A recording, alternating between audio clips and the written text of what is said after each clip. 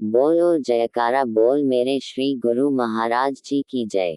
The 23rd of February 2026 Shri Advaita स्वरूप विवेक दयाल प्रकाश, प्रेरक श्री श्री संत दयाल रामानंद जी महाराज, श्री श्री छोटे महाराज जी, प्रकाशक श्री गुरु Mandir, Shri Satguru Nagar trust, compiled by S.K. Dune.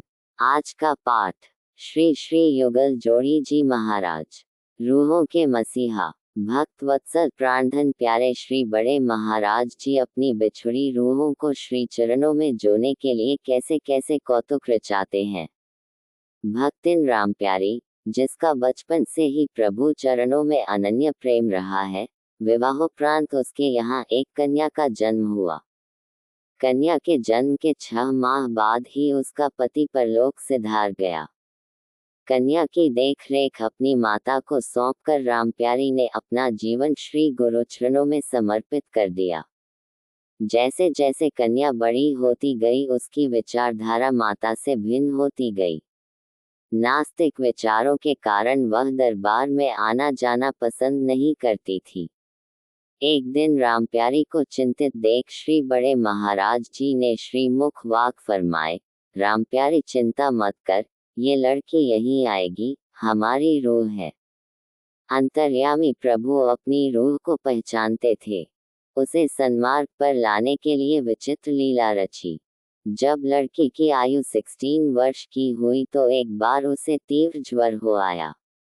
3 महीने डॉक्टरी इलाज होने पर भी स्थिति में सुधार न हुआ तो भक्तिन रामप्यारी उसे श्री चरणों में ले आई। करुणावतार श्री बड़े महाराज जी ने ज्यों ही लड़की के ज्वर पीड़ित सिर पर अपना कृपा में हाथ रखा, तुरंत बुखार उतर गया और कुछ दिनों बाद वह फिर नानी के घर चली गई।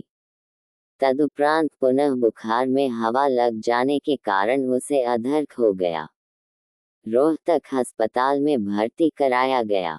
दुख भंजन प्रभु श्री बड़े महाराज जी अस्पताल पहुंचे। दयानिधान के स्पर्श मात्र से बच्ची की निराशा आशा में बदल गई। श्री महाराज जी के इलाही नूर को देखकर डॉक्टर, नर्सों, रोगी व अन्य उपस्थित जन धन्य धन्य हो गए। श्री महाराज जी ने बच्ची को शुभाशीर्वाद दिया व मिश्री का प्रसाद रामप्यारी को देते हुए कहा, इस बच्ची को प्रसाद खिलाते रहना।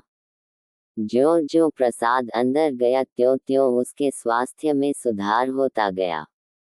प्रसाद को दान समझकर घृणा कर न खाने वाली लड़की के लिए प्रसाद ने ही दवा का काम कर दिया। आधी रात डॉक्टर को बड़ी मधुर आवाज में फोन पर संदेश आने लगे कि हमारी लड़की को अमुक दवाई पिलाओ। डॉक्टर ने उस लड़की से पूछा कि फोन करने वाले कौन हो सकते हैं, क्योंकि उनके द्वारा बताई गई दवाई बड़ी कामयाब रही है। लड़की डॉक्टर से बोली, मुझे तो मालूम नहीं। कुछ दिन बाद लड़की की हालत सुधर गई और डॉक्टर ने उसे छुट्टी दे दी। संयोगवश उसी दिन श्री बड़े महाराज जी रोहतक में भक्तिन शिवा के घर पधारे हुए थे। भक्तिन रामप्यारी भी अपनी लड़की को लेकर वहीं पहुंच गई। संकटमोचन महाप्रभु के अलौकिक दर्शन पाकर रामप्यारी व उसकी लड़की ने अपना सिर श्री चरणों में रख दिया। श्री बड़े महाराज जी ने फरमाया कि अब चिंता की कोई बात नहीं।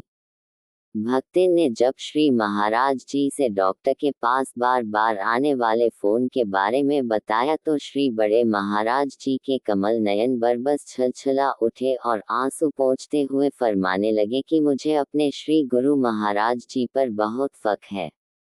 वे मेरी तो पल पल रक्षा करते ही हैं, मेरे बच्चों की भी कदम कदम पर स्वयं रक्षा करते हैं। और कहने लगे, देखो बेटा, वह फोन करने वाले कोई और नहीं, स्वयं हम सबके श्री गुरु महाराज जी ही थे। बोलो जयकारा बोल मेरे श्री गुरु महाराज जी की जय। अगले पाठ में पल पल रक्षक, कंप्लाइड बाय S.K. ड्यून।